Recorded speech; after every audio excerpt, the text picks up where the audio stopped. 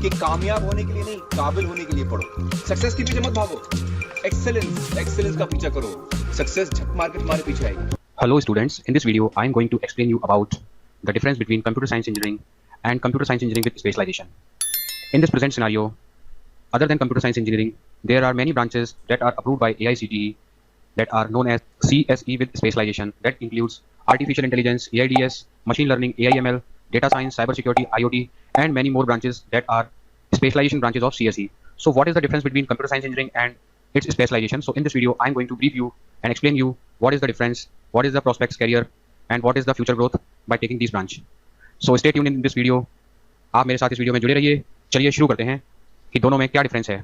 तो अगर बात करें कंप्यूटर साइंस इंजीनियरिंग की, तो कंप्यूटर साइंस इंजीनियरिंग को अगर हम मदर ब्रांच बोले इन सभी की, तो कहना गलत नहीं होगा, क्योंकि ये सारी जो ब्रांचेस हैं ये कंप्यूटर साइंस इंजीनियरिंग से ही ड्राइव हो रखी है। अगर हम बोलें आर्टिफिशियल इंटेलिजेंस है तो कंप्यूटर साइंस इंजीनियरिंग से ड्राइव है, machine learning, data science, cyber security, IoT, ये सब ड्राइव ब्रांचेस हैं कंप्यूटर साइंस इंजीनियरिंग से।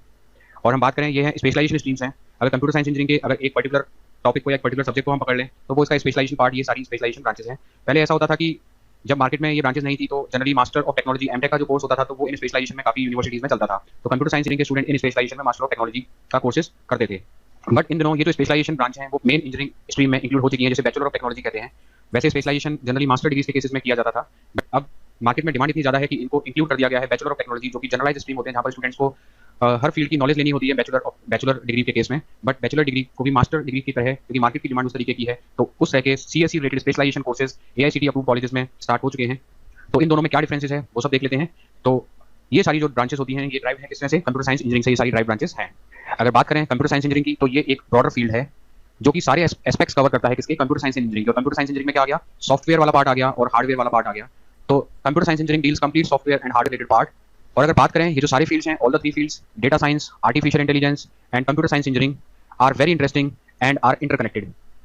ये सारी ब्रांचेस क्या हैं, आपस में इंटरकनेक्टेड हैं, जो कि CS से ही ड्राइव हो रखी है। और स्पेशली अगर आर्टिफिशियल इंटेलिजेंस की बात करें तो आर्टिफिशियल इंटेलिजेंस को विदाउट मशीन लर्निंग हम नहीं सोच सकते। आर्टिफिशियल इंटेलिजेंस है तो मशीन लर्निंग होगा ही होगा, आर्टिफिशियल इंटेलिजेंस है तो डेटा साइंस होगा ही होगा। तो आर्टिफिशियल इंटेलिजेंस को हम विदाउट मशीन लर्निंग और विदाउट डेटा साइंस हम लेकर ही नहीं चल सकते। तो ये तीनों ही क्या है, ये तीनों ही स्पेशलाइजेशन स्ट्रीम आपस में क्या है, इंटरकनेक्टेड है। और अगर हम बात करें जो बीटेक है इन AIDS, इसके अंदर जो स्टूडेंट्स आते हैं उनके अंदर जो स्किल्स डेवलप होती हैं, that are AI based systems, they are required to build intelligent algorithms and they are required to solve real world problems by using AI techniques, artificial intelligence techniques. So CSE focus करता है अपने specialisation field, जिसके अंदर include होते हैं AIDS, AIML। अगर आशा भाषा में हम समझना चाहें तो आर्टिफिशियल इंटेलिजेंस क्या है, तो आर्टिफिशियल इंटेलिजेंस का जो काम है वो होता है to make an intelligent computer system जो कि एक ह्यूमन की तरह काम कर सकें, ह्यूमन की तरह डिसीजन ले सकें, ह्यूमन की तरह सोच सकें और ह्यूमन की तरह कॉम्प्लेक्स प्रॉब्लम सॉल्व कर सकें। कहने का मतलब जैसा ह्यूमन का इंटेलिजेंस होता है उसी ह्यूमन जैसे इंटेलिजेंस का ही मशीन्स के लिए एक आर्टिफिशियल इंटेलिजेंस डेवलप करना, ये काम आर्टिफिशियल इंटेलिजेंस के केस में आ जाता है। तो इसका सबसे अच्छा एग्जांपल हम देख सकते हैं, जैसे अभी यूट्यूब पर ये वीडियो चल रहा है, तो काफी स्टूडेंट्स अभी इस टाइम पर सर्च कर रहे होंगे कि what is the difference between CSE and CSE specialization. तो अगर मेरा वीडियो यहाँ पर निकल के आता है तो ऐसे बहुत सारे वीडियोस निकल कर आएंगे और यूट्यूब को क्या पता चलेगा, आपका इंटरेस्ट पता चल जाएगा। यूट्यूब आपका इंटरेस्ट पता लगा लेगा कि ये स्टूडेंट्स इंजीनियरिंग में एडमिशन की सर्च में है और ये ब्रांचेस को सर्च करेगा कि विच इज बेटर। तो वो आपको क्या है कि कुछ टाइम बाद आपकी जो सर्च में है वो उससे रिलेटेड वीडियो ही दिखाना शुरू कर देता है, आपके इंटरेस्ट के अकॉर्डिंग वीडियो दिखाना शुरू कर देता है। क्यों? क्योंकि यूट्यूब ने भी क्या यूज कर रखा है, आर्टिफिशियल इंटेलिजेंस यूज कर रखा है। इसी तरीके से ऐसे बहुत सारी वेबसाइट्स हैं, पोर्टल्स हैं, कुकीज हैं, वो आपकी इन्फॉर्मेशन ग्रैब करते हैं और धीरे धीरे आपको वही चीजें दिखनी शुरू हो जाती हैं। तो कहीं ना कहीं आपकी इन्फॉर्मेशन कलेक्ट होती है और एक इंटेलिजेंस सिस्टम डेवलप होता है और वही चीजें आपको दिखनी स्टार्ट हो जाती है। That is a kind of artificial intelligence. Computer is a machine but they have developed the capabilities of artificial intelligence and that computer system knows what you like, what you dislike, everything. Your computer knows everything, your mobile phone knows everything. आपका mobile phone आपके बारे में सब कुछ जानता है कि आपको क्या अच्छा लगता है, क्या खराब लगता है, आप कहाँ गए थे घूमने, कितनी देर तक आप वहाँ पर रुके थे, कौन से रास्ते से गए थे। तो एवरीथिंग आपके मोबाइल फोन में सब कुछ ट्रैक हो जाता है। तो ये सब कुछ आर्टिफिशियल इंटेलिजेंस से रिलेटेड है। उसके बाद अगर हम बात करें मशीन लर्निंग, तो मशीन्स को इतना कैपेबल बनाया जाता है कि मशीन्स जो हैं वो डेटा से लर्न कर सकें और वो एक एक्यूरेट आउटपुट प्रोवाइड कर सकें। तो जो मशीन्स हैं उनको जो गिवन डेटा है उससे वो कुछ इन्फॉर्मेशन को यूजफुल फॉर्म में कन्वर्ट कर सकें और वो हमारे लिए कुछ हेल्पफुल एग्जीक्यूट कर सकें।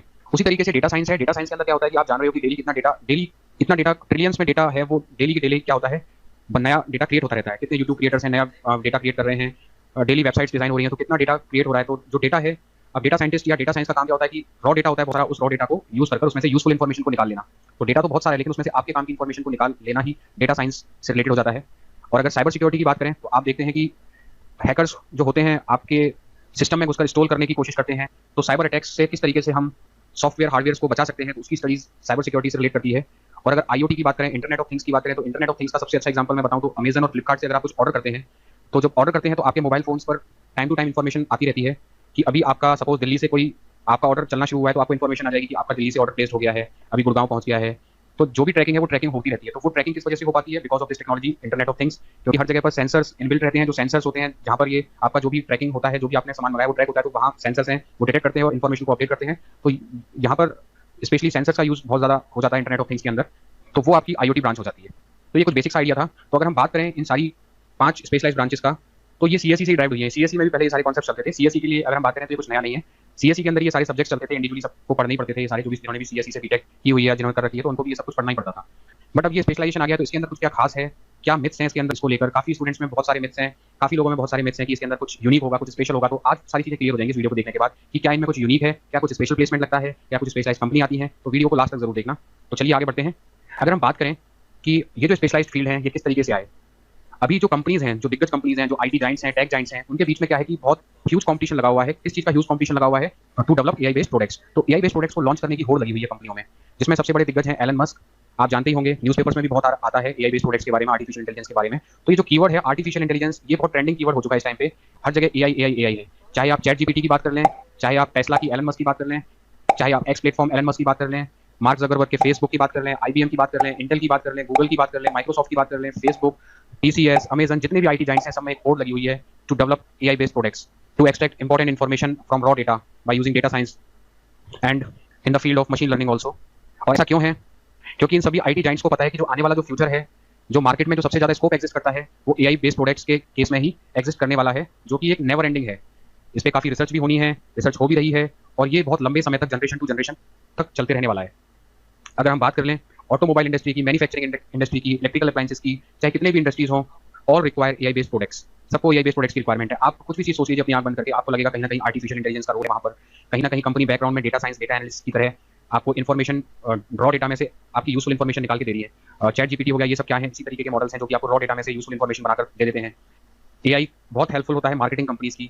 मार्केटिंग कंपनीज को AI बेस्ड सिस्टम आइडेंटिफाई करके दे देते हैं कि किस कस्टमर की क्या पसंद है, उसको क्या अच्छा लगता है, सब पता चल जाता है। हमारे मोबाइल फोन के थ्रू हमारा जो बैकग्राउंड में जो डेटा कलेक्ट होता है, हमारे लाइक डिसलाइक कलेक्ट होते हैं, वो सारे यूजफुल होते हैं मार्केटिंग कंपनीज के लिए। और ये सब पॉसिबल हो पाया है इन्हीं स्पेशलाइजेशन की वजह से। तो देखा जाए तो ये जो स्पेशलाइजेशन फील्ड है ये बहुत यूजफुल है, बहुत यूनिक है इन इंडस्ट्रीज के पॉइंट ऑफ व्यू से। ये जो दिक्कत काम कर रहे हैं इनके पॉइंट ऑफ व्यू से ये जो स्पेशलाइजेशन है बहुत इंपॉर्टेंट है।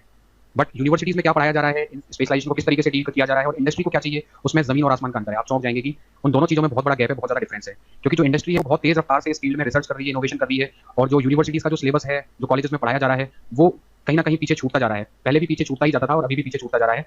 तो स्टूडेंट्स को ये चाहिए कि उनको हमेशा अपने आप को अपडेट रखना है कि उनके टेक फील्ड में एक्चुअली क्या नया इनोवेशन हो रहा है, क्या नया चल रहा है। अगर वो सिलेबस के भरोसे रहेंगे, अगर उन्हें यही आइडिया नहीं है कि टेक इंडस्ट्री में नया क्या चल रहा है, तो वो भी पीछे छूट जाएंगे। क्योंकि यूनिवर्सिटी का स्टडी पैटर्न एक अलग रहता है। वहाँ पर आपको कुछ फिक्स सब्जेक्ट्स होते हैं, उनका सिलेबस होता है, उसके अकॉर्डिंग करना होता है, एग्जाम देना होता है, मार्क्स लाने होते हैं, और जो मार्क्स आपके आते हैं उनसे हमें अच्छा लगता है कि हाँ हमारा इस सब्जेक्ट में पकड़ है। बट वही एक वो नहीं होता कि आपका पकड़ है, आपको एक्चुअली अवेयरनेस कितनी है, आपको सब्जेक्ट पढ़ने के बाद आपके अंदर अवेयरनेस कितनी आई है, वो बहुत मैटर करता है। तो आप जो यूनिवर्सिटी पॉइंट ऑफ व्यू से सिलेबस पढ़ रहे हैं, सब्जेक्ट पढ़ रहे हैं, उसको पढ़ने के बाद आप कितने अवेयर हुए हैं, आप कितना प्रैक्टिकल सोच पा रहे हैं, आपके पास कितने प्रैक्टिकल ओरिएंटेड प्रोजेक्ट्स आपके दिमाग में आ रहे हैं कि इस नॉलेज को जो मैं एक्वायर कर रहा हूँ थ्योरेटिकली, इसको कहाँ मैं प्रैक्टिकली यूज कर इस टेक फील्ड में कहाँ यूज कर सकता हूँ। तो इन चीज़ों के लिए आपको अवेयर रहना बहुत जरूरी है। तो ये जो CSE विद स्पेशलाइजेशन आया है, जो AI का जो कीवर्ड है ये बहुत ट्रेंडिंग है, उसका ये रीजन है। ये जो बड़े टेक जाइंट्स हैं, IT दिग्गज हैं, इनके बीच में IT प्रोडक्ट्स को लॉन्च करने का एक तरीके से टेक घमासान लगा हुआ है कि किस तरीके से इस होड़ में जीता जाए। तो मार्केट में किसी चीज़ की डिमांड आती है तो एजुकेशन इंडस्ट्री ही उस डिमांड को फुलफिल करता है। क्योंकि जो स्किल्ड मेन फोर्स है वो कहाँ से मिलती है? स्कूल, कॉलेज, यूनिवर्सिटी से ही स्किल्ड मेन फोर्स मिलती है। डायरेक्टली इंडस्ट्री में ये मटेरियल प्रोड्यूस नहीं होता। जो नॉलेज बेस है, जो स्किल्ड मेन फोर्स है, वो सब डेवलप होती है कॉलेज से। तो अगर हम बात करें कि अगर CSE with specialization AI, data science और ये सब चल रहा है, तो क्या CSE का स्कोप खत्म हो गया है? तो ऐसा कुछ भी नहीं है। CSE हमेशा मदर ऑफ ब्रांच थी इनकी, तो वो रहेगी।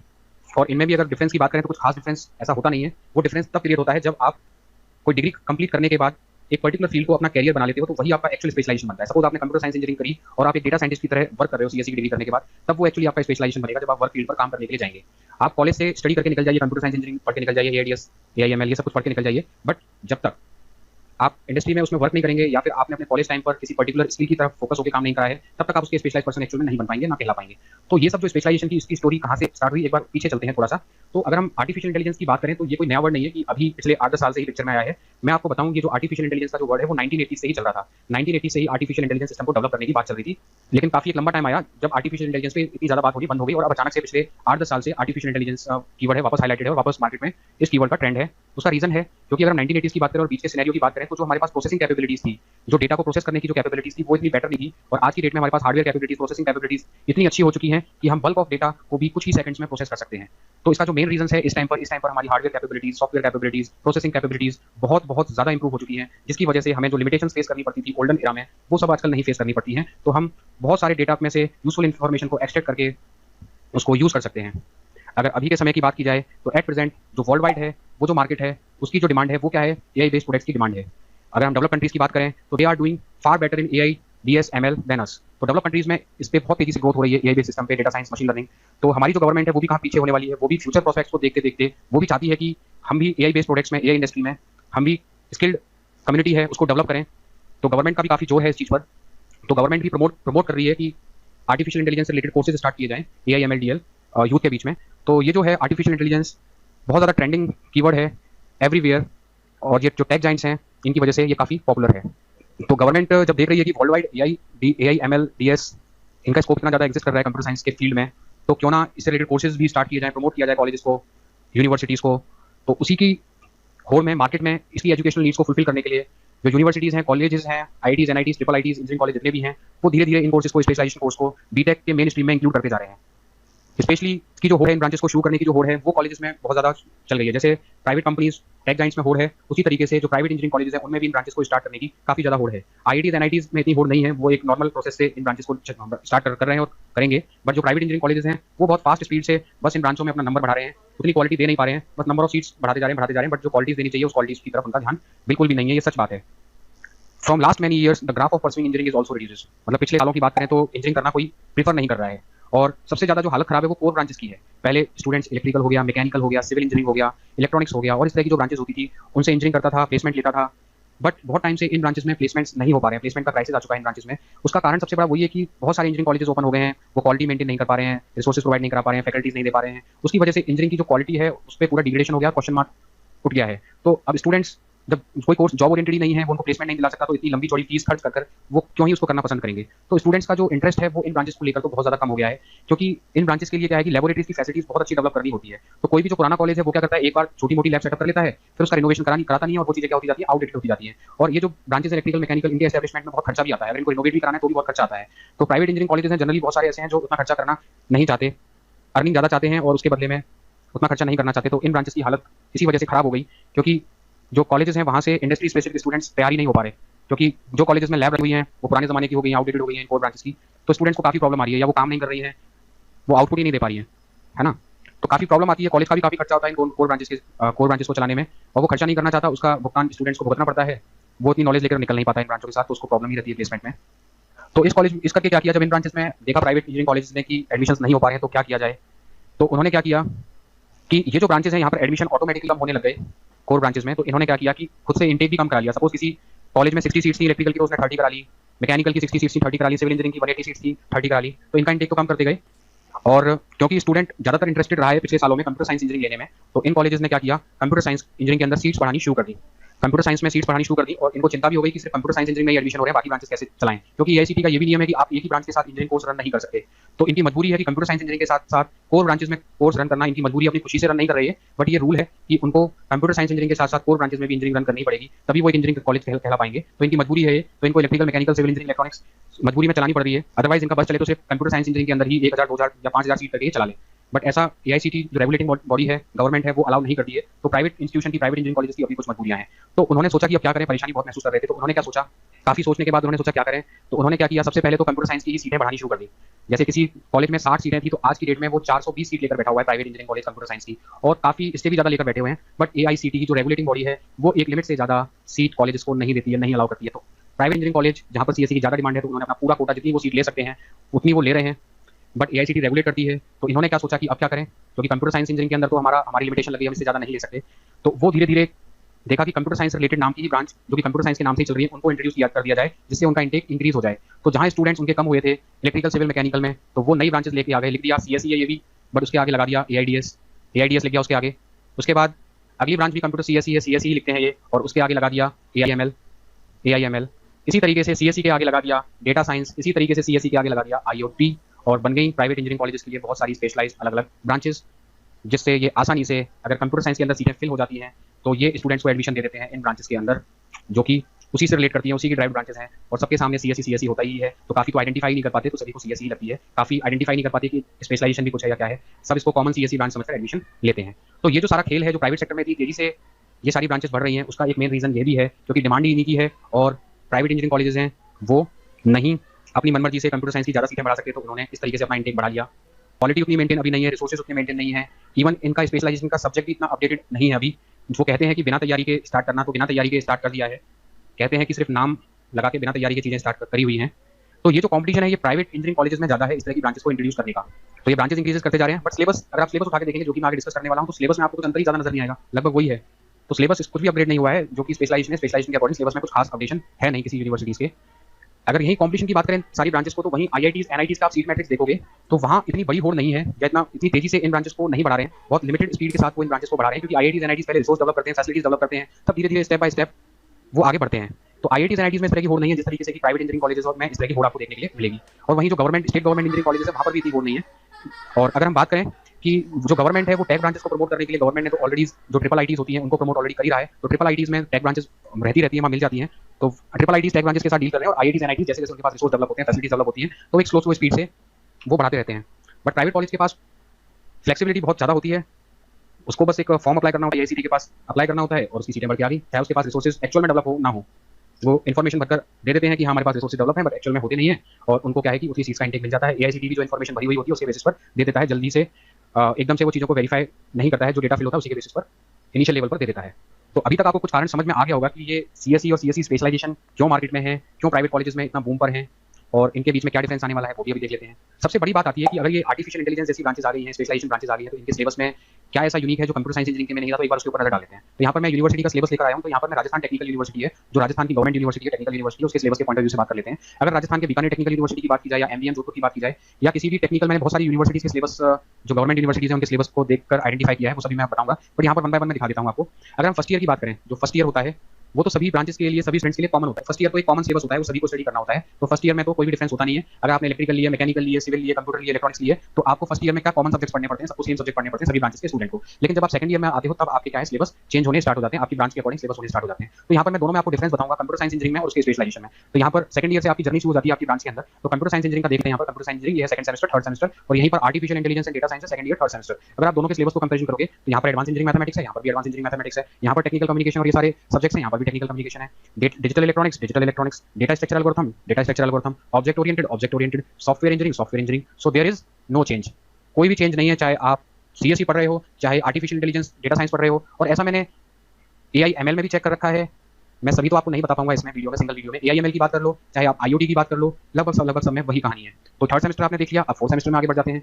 फोर्थ सेमेस्टर में आप देख लीजिए, यहाँ पर डिस्क्रीट मैथमेटिक्स, यहाँ पर भी डिस्क्रीट मैथमेटिक्स, यहाँ पर मैनेजरियल इकोनॉमिक्स एंड फाइनेंस, यहाँ पर भी managerial economics finance, micro processor interface, database management system, theory of computation, data communication and computer network, data communication.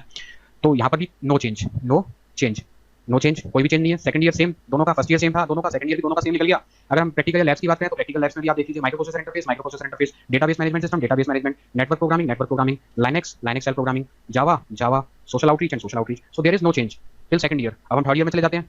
Third year में दोनों में कंपैरिजन करके देख लेते हैं, artificial intelligence data science and computer science engineering में सब्जेक्ट देख लेते हैं। तो यहाँ पर एक इन्फॉर्मेशन थ्योरी कोडिंग और यहाँ पर data mining concepts and technique. तो जब आप यहाँ पर आते हैं तो उन सब्जेक्ट का चेंज हुआ है, एक सब्जेक्ट आपका चेंज हुआ है अभी तक, और कहीं ना कहीं ये दोनों भी क्या है, एक दूसरे से रिलेटेड है, मतलब ये दोनों एक दूसरे से रिलेट करते हैं। इन्फॉर्मेशन थ्योरी कोडिंग और डेटा माइनिंग के जो कॉन्सेप्ट्स हैं वो कहीं ना कहीं रिलेट करते हैं, नाम अलग अलग करके यहाँ पर शो कर दिया है, बट दे आर इंटरकनेक्टेड। उसके बाद नेक्स्ट पर आ जाते हैं कंपाइलर डिजाइन, तो यहाँ पर भी compiler design, operating system, computer graphics and multimedia, analysis and algorithm, यहाँ पर भी सेम है। उसके बाद इलेक्टिव आपको एक सब्जेक्ट चूज करना पड़ता है, इलेक्टिव यहाँ पर चूज करना पड़ता है, तो ये डिफरेंस यहाँ पर आपको इलेक्टिव का मिल जाता है।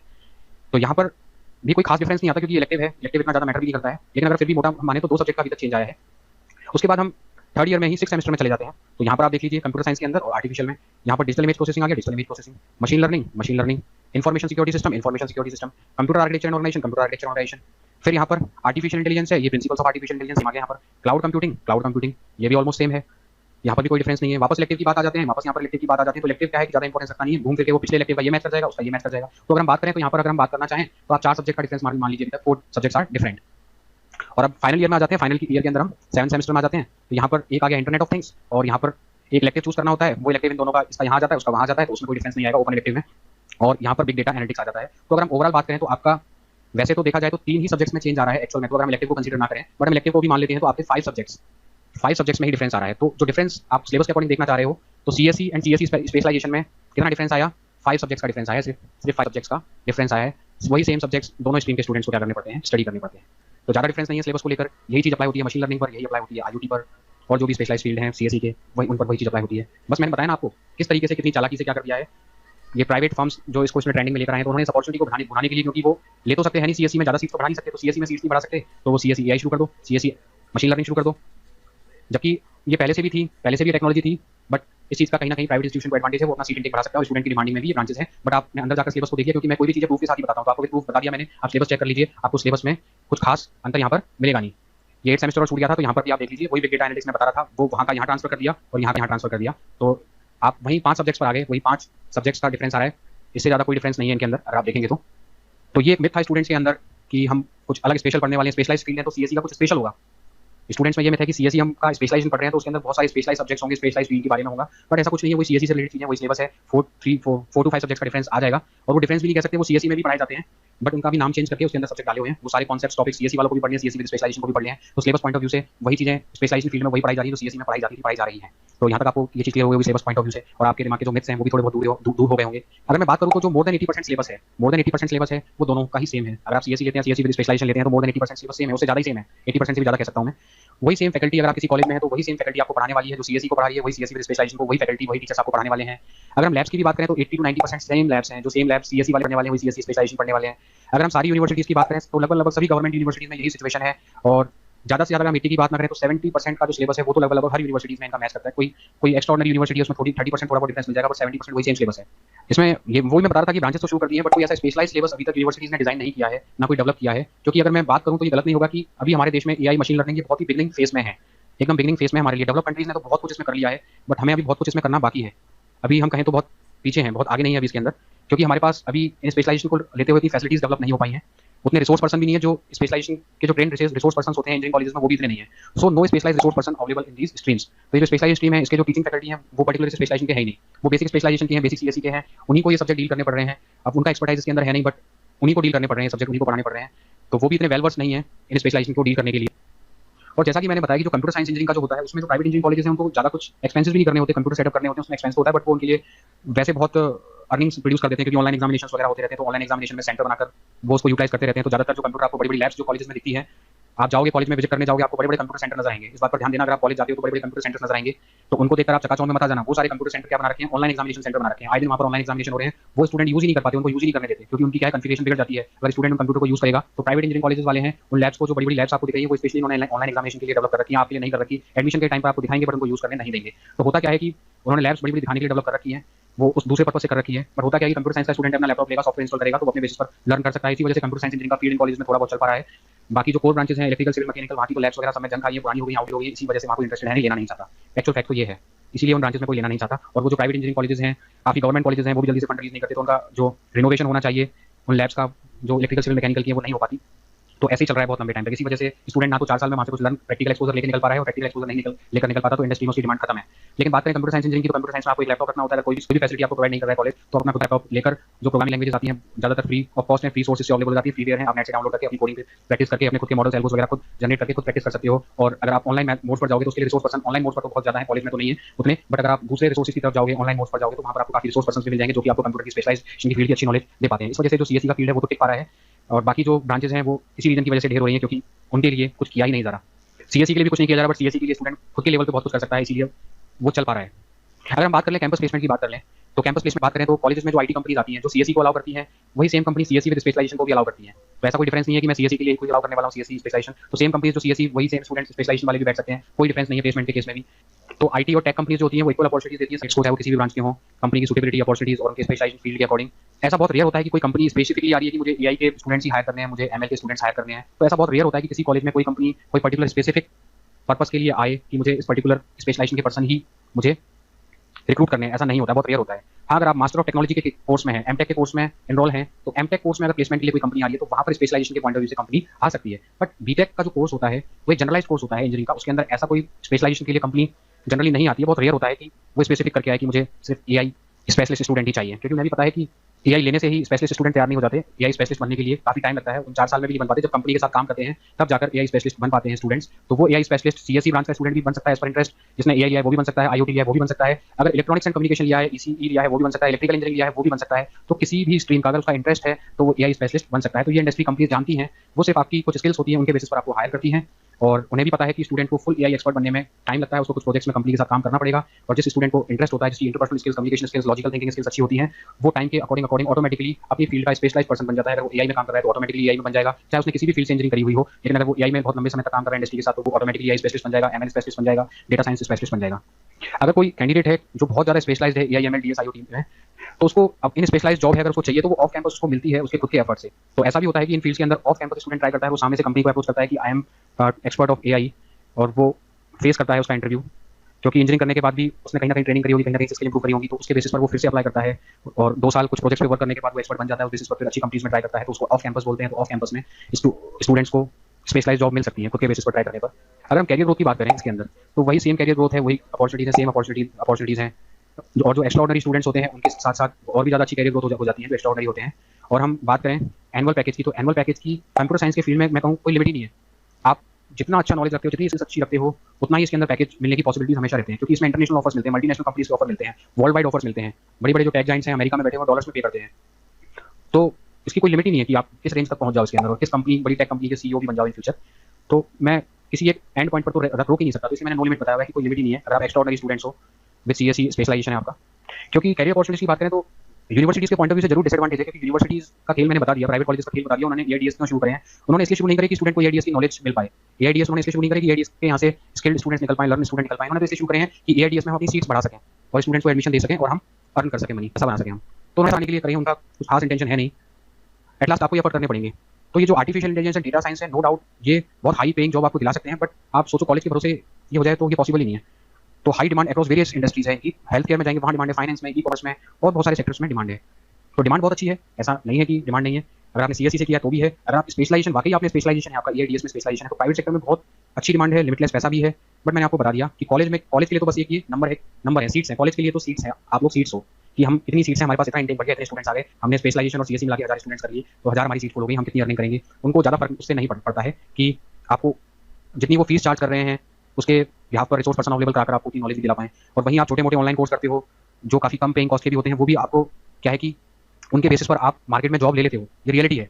आप यूट्यूब से पढ़कर या बहुत सारे ऐसे पेड ऑनलाइन मीडियम्स हैं जो कि बहुत कम फीस में आपको पढ़ा देते हैं, आप वहाँ से स्टडी करके, वहाँ से स्किल लर्न करके तो जॉब ले लेते हो। लेकिन एक कॉलेज में 4 साल निकालने के बाद अगर आपने साइड में कुछ नहीं किया तो जॉब नहीं मिलती है। ये रियलिटी है, जॉब नहीं मिल पाती है अगर आपकी स्किल डेवलप नहीं हो पाती, क्योंकि कॉलेज तो स्किल डेवलपमेंट का काम ही कर रहे हो, वो तो बस एक तरीके से डिग्री बांट रहे हैं, अपनी सीटें फुल कर रहे हैं ना। उन्हें पता है कि स्टूडेंट अपनी जॉब के लिए खुद हाथ पैर मारेगा ही, देर से उसका सिलेक्शन भी हो जाएगा। जैसे ही सिलेक्शन हो जाएगा तो हम अपने उसको पोस्टर बना देंगे, पोस्टर घर बना देंगे। तो जैसे ही आपके अपने बेसिस पर कहीं सिलेक्शन हो गया, कॉलेज को पता चला, वो आपका पोस्टर चिपका देगा कि हाँ मेरा स्टूडेंट है, मेरा स्टूडेंट सिलेक्ट हो गया, इतने के पैकेज पे सिलेक्ट हो गया। But these efforts are all of yours, वो आपके खुद के एफर्ट्स होते हैं जिनके बेसिस पर आप सिलेक्ट हुए होते हैं। आपको पता है कि उस स्टेज पर आप उस प्लेसमेंट को आपने कैसे लिया है, उसकी रियलिटी आप जानते हो। तो कॉलेजेस वाले पोस्टर बॉय बना देते हैं, पोस्टर गर्ल बना देते हैं, और एक 2 साल तक भी आपसे फोन करके डेटा कलेक्ट करेंगे कि क्या कहीं आपको जॉब मिल रही है, ताकि वो आपके लिए ब्राउज़र में शो कर सकें कि उनके इतने स्टूडेंट्स प्लेस्ड हो गए हैं। तो इस तरह के कई खेल चलते हैं, बहुत सारे लोग जानते भी होंगे, आपके पेरेंट्स भी जानते होंगे। तो ये एक्चुअल में खेल चलता है, बिहाइंड द पिक्चर ये सब चलता है।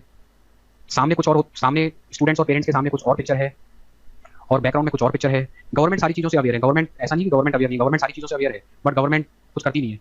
ये भी रियलिटी है, ना कुछ करना चाहिए वो, क्योंकि उसको भी अपने नंबर दिखाने हैं कि हमने इतने इंजीनियर्स पास आउट कर दिए, इतने स्पेशलाइज्ड वर्कफोर्स मार्केट में डाल दी, तो उनको भी अपने नंबर दिखाने हैं, सब कुछ नंबर्स का खेल है। तो अगर हमें इन ब्रांचेस को चूज करना चाह रहे हैं तो वो किस बेसिस पर चूज करें, तो मैं हमेशा मेरे सारे वीडियोस में यही कहता हूँ कि ये सब कुछ डिपेंड करता है सिर्फ और सिर्फ आपके इंटरेस्ट पर। आपका इंटरेस्ट क्या है, तो आपके इंटरेस्ट के अकॉर्डिंग आपको सोचना चाहिए, आपके कैरियर गोल्स क्या हैं, आपकी स्ट्रेंथ क्या है, आपकी वीकनेस क्या है, उसके अकॉर्डिंग आपको सोच के डिसीजन लेना चाहिए। दोनों ही हैं, कोई खास अंतर है नहीं, आपको समझ में आ गया होगा। दोनों में ही प्रॉमिसिंग फ्यूचर है, चाहे आप एआई लें, डेटा साइंस लें, सीएससी लें, कोई फर्क नहीं पड़ता। आपको स्किल जो भी है आपको डेवलप करनी पड़ेगी।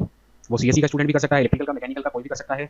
एट प्रेजेंट ये मोमेंटम में है एआईडीएस, क्योंकि एआई डेटा साइंस में बहुत पोटेंशियल है। वो क्या कर सकता है, इंडस्ट्री और सोसाइटी रिवॉल्यूशनाइज कर सकता है, मतलब एक औद्योगिक क्रांति की तरह यहाँ पर ला सकता है। तो demand of AI professionals and data scientist is expected to continue growing, creating exciting opportunities for graduates. तो इसकी जो डिमांड है एआई डेटा साइंटिस्ट की, इनकी तो बढ़ने वाली है। मैंने बता दिया कि ये तो नेवर एंडिंग सा प्रोसेस है, ये तो रहने ही वाली है। आज से 10-15 साल तक भी जो कंप्यूटर साइंस का फील्ड है, अब तो ये आगे बढ़ेगा, क्योंकि डिमांड 8-10 साल तक तो कहीं गई है नहीं। बस वो है उसकी वजह से सैचुरेट हो जाएगा, क्योंकि मार्केट में कंप्यूटर साइंस के एक्स्ट्रा डिग्री होल्डर्स बहुत आ जाएंगे। डिग्री तो जरूरत से ज़्यादा हो रही है, उतनी भी रिक्वायरमेंट नहीं है मार्केट में जितनी की डिग्रियाँ हो रही है। अब जरूरत से ज़्यादा मार्केट में प्रोडक्ट आ जाएगा तो उतने ज़्यादा की तो डिमांड नहीं होगी, जो क्रीम है उसी की डिमांड रहेगी, जो एक्स्ट्रा में आ गया उसकी डिमांड रहेगी नहीं। ये तो हर जगह होता है ना। तो वो तो भूल जाएं जो सिर्फ नाम के लिए डिग्री कर रहे हैं, जिन्होंने अपने आप को अपग्रेड नहीं रखा इसके अंदर, तो उनको तो प्रॉब्लम आएगी। बट जो क्रीम रह जाएंगे ऊपर वाले, उनको दिक्कत नहीं आएगी, उनके लिए तो इस फील्ड में अच्छी कैरियर ग्रोथ है। Completely depend on your own interest कि आपको ये लेना है, डेटा साइंस लेना है। Most beautiful technologies of today's era दोनों ही हैं। आपको यहाँ पर नई नई चीज़ें लर्न करने के लिए मिलेंगी, रिसर्च बेस्ड प्रोजेक्ट्स करने का यहाँ पर मौका मिलेगा। और अगर आपको और भी एक्सपोजर चाहिए तो आपको कॉलेज में रहते रहते क्या है, खुद को एक्सपोजर देना है। तो काफी सारे हैकाथॉन्स होते हैं जो बड़ी बड़ी कंपनीज कराती है, जैसे इंटेल होगी, माइक्रोसॉफ्ट होगी, IBM होगी। इनके हैकाथॉन्स में पार्टिसिपेट करना है, चाहे आप देख कर ही आओ, आप वहाँ पर पार्टिसिपेट करने के लिए कोई कोडिंग नहीं करे, बट आप स्टार्टिंग करो, हैकाथॉन्स में जाने की स्टार्टिंग करो। इनके जो प्रॉब्लम्स होती है इंटेल की, माइक्रोसॉफ्ट की, IBM की, इसरो की, इनकी प्रॉब्लम्स को सॉल्व करने की कोशिश करो, तो आपको एक नया एक्सपोजर मिलेगा, सीखने के लिए कुछ मिलेगा। और तभी आपको इन ब्रांचेस का स्पेशलाइजेशन और कंप्यूटर साइंस का एक्चुअल एक्सपोजर मिलेगा और आप लर्न कर पाओगे। कॉलेज का सिलेबस पढ़ के, लेक्चर्स अटेंड करके या फिर लैब में टाइम पास करके आप जो चाहते हो वो अचीव नहीं हो पाएगा। और इन ब्रांचेस का मतलब भी नहीं है कि CSE विद स्पेशलाइजेशन इलेक्ट्रिकल, जब तक आप एक्सपोजर नहीं लोगे, जब तक आप इस फील्ड से रिलेटेड कुछ नया नहीं करोगे। तो जाते जाते मैं आपसे यही कहूँगा, अगर आप अभी कंफ्यूज हैं कि मुझे क्या लेना है, CSE विद स्पेशलाइजेशन, तो आपको खुद से एक बार थिंक करना है, सोचना है। उसमें आपको क्या सोचना है, क्या आप इंजॉय करते हैं working with data and solving puzzles, तो डेटा साइंस ठीक रहता है आपके लिए। If you are facilitated by intelligent machines and automation, then AI is good for you. If you love coding and building software system, then CSE is good for you. Are you interested in more general computer science background, CSE, then it is best, again CSE is best for you. तो conclusion ये है, आप इस तरीके से थोड़ा बहुत सोच सकते हो, बट लास्ट कंक्लूजन ये है कि कुछ भी डिफरेंस नहीं है यूनिवर्सिटी सिलेबस, फैकल्टी, प्लेसमेंट, इनके पॉइंट ऑफ व्यू से कोई भी डिफरेंस नहीं है, कोई भी डिफरेंस नहीं है इनके अंदर।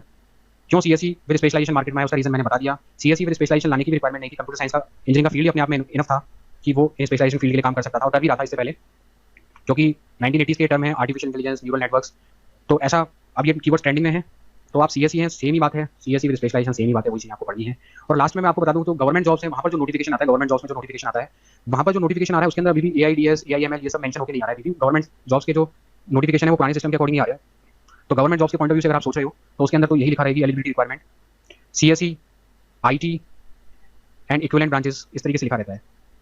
तो मैंने आपको यहाँ पर सारे एस्पेक्ट्स क्लियर कर दिए हैं कि कंप्यूटर साइंस इंजीनियरिंग और कंप्यूटर साइंस विद स्पेशलाइजेशन के क्या क्या एस्पेक्ट्स हैं। तो मुझे लगता है कि जो भी स्टूडेंट्स इस फील्ड में कैरियर बनाना चाह रहे हैं उनको काफी हो गई होगी इस वीडियो को देखने सुनने के बाद। फिर भी अगर आपको कोई डाउट है तो कमेंट करके मुझसे पूछ लेना, मैं जनरली सभी का रिप्लाई देने की कोशिश करता हूँ और काफ़ी डिटेल में समझाता हूँ, काफ़ी अच्छी आपको व्यूज़ देता हूँ। तो आपसे रिक्वेस्ट है कि मुझे सपोर्ट करें, चैनल को सब्सक्राइब करें। इसी तरह मिलेंगे किसी नए इन्फॉर्मेटिव वीडियो में, तब तक के लिए thank you. Hello students. Scroll the playlist at Admission Master for admission process. Fee structure, college review, previous year cutoff, previous year placement record, how to select branch, how to report college, how to complete reporting documents, insights of college, admission process, many more to come. I am with you in your college journey, so subscribe Admission Master and be a part of community.